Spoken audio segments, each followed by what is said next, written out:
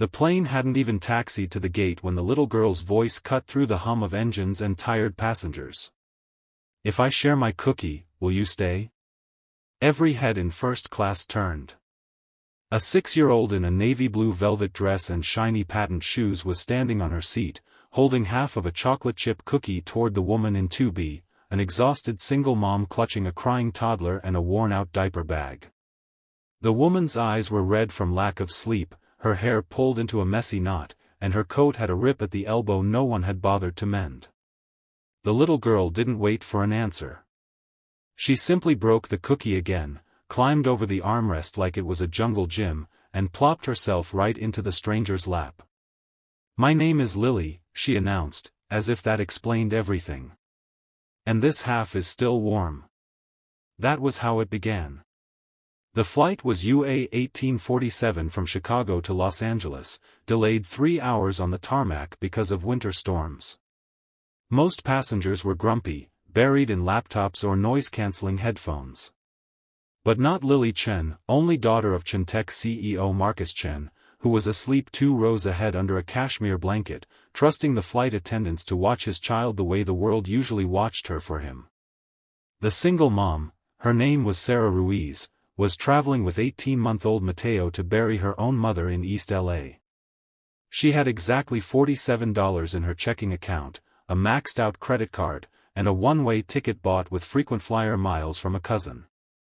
She hadn't eaten anything but pretzels in 24 hours. The toddler had screamed for the first hour of the delay, then passed out, then woken up screaming again. Sarah was one meltdown away from falling apart herself. Lily didn't see any of that as tragedy. She just saw a lady who looked sad and a baby who needed a cookie. So she shared. Sarah tried to refuse. "Sweetheart, that's yours." "It's okay," Lily whispered, leaning in conspiratorially. "Daddy always buys me more. He has a whole company that makes phones, so he's rich. But cookies are better when you split them." A laugh slipped out of Sarah before she could stop it, wet, surprised, half a sob. That was the moment everything tilted. Lily refused to return to her seat.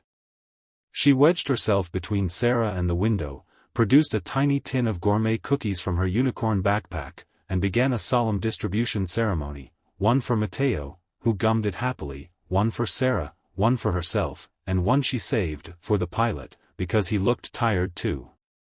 Marcus Chen woke to the sound of his daughter's bright voice narrating her new friend's life story to anyone who would listen.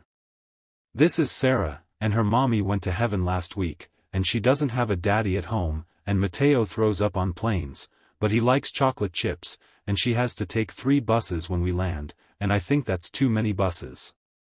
Marcus, bleary-eyed, 38, and usually allergic to emotional scenes in public, found himself staring at the woman his daughter had adopted. Sarah's eyes met his, ashamed, proud, terrified all at once, and she tried to hand Lily back. "I'm so sorry, Mr. Chen. She's very kind." Marcus opened his mouth to say the polite, distant thing rich people say in these situations. Instead what came out was, 3 buses with a toddler and luggage. "In this weather?" Sarah's chin lifted. "We'll manage." Lily tugged her father's sleeve. "Daddy, can we give them a ride? Our car is big and it has seats that go warm." Marcus felt something shift inside his chest, an organ he'd forgotten he owned. He looked at Sarah again.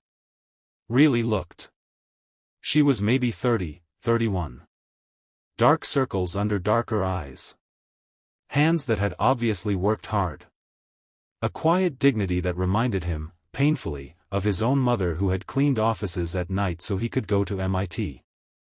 He heard himself say, "The car is outside. It's no trouble."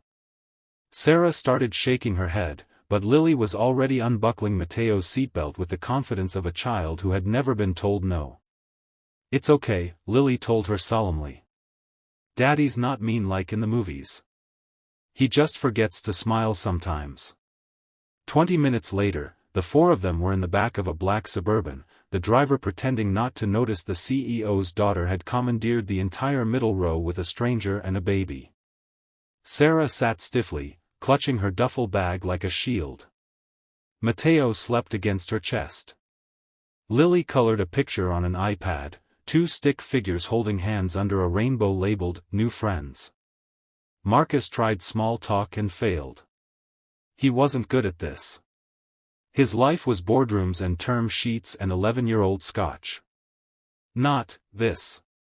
Finally he asked, quietly, "When's the funeral?" "Tomorrow morning," Sarah answered.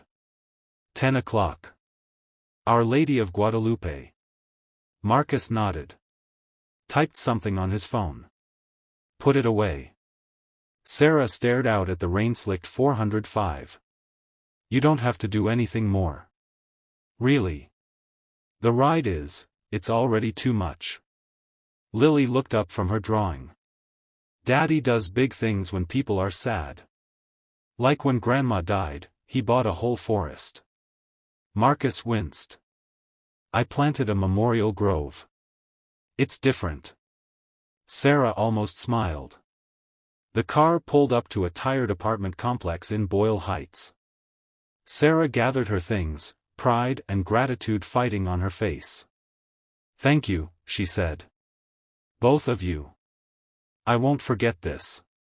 Lily hugged her around the legs so hard Sarah nearly toppled. "You still have half my cookie," the little girl said into Sarah's coat. "That means you have to see me again. That's the rule." Sarah's eyes filled. She couldn't speak, so she just nodded. Marcus watched his daughter wave until the car turned the corner. Then he did something he hadn't done since he was 9 years old. He cried in the back of a car. 2 days later, Sarah was at the cemetery, Matteo asleep in a stroller, when a town car pulled up. Out stepped Marcus Chin in a black suit, holding Lily's hand. Lily carried a bouquet of white roses almost as big as she was. Sarah stared, stunned. "We're not late, are we?" Lily asked anxiously. "Daddy said funerals are important and we should bring flowers that mean, 'I'm sorry your mommy's in heaven now.'" Marcus cleared his throat. "We wanted to pay our respects." Sarah couldn't stop the tears this time. They came hard and ugly and grateful.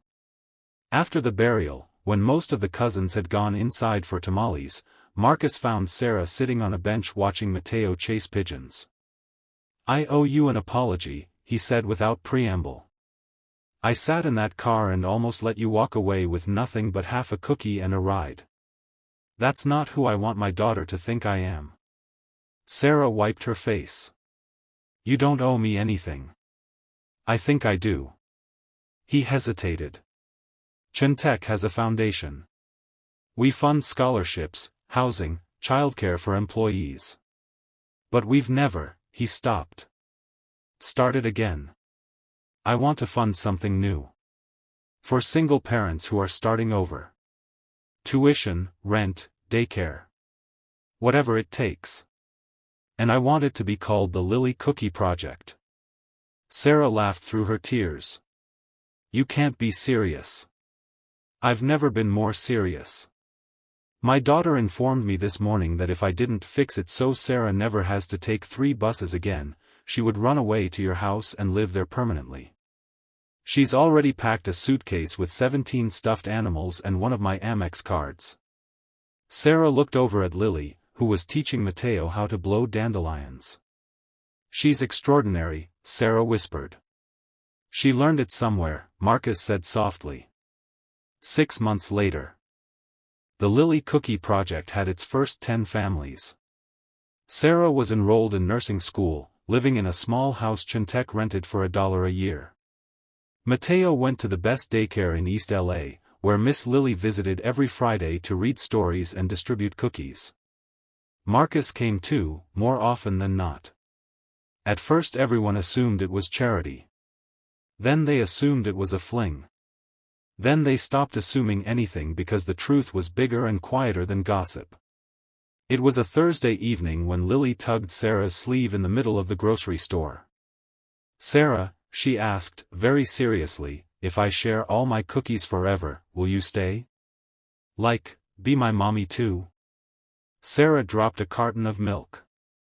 It burst open on the floor like applause. Marcus, pushing the cart, went very still. Sarah knelt, milk soaking into her jeans, and looked Lily in the eye.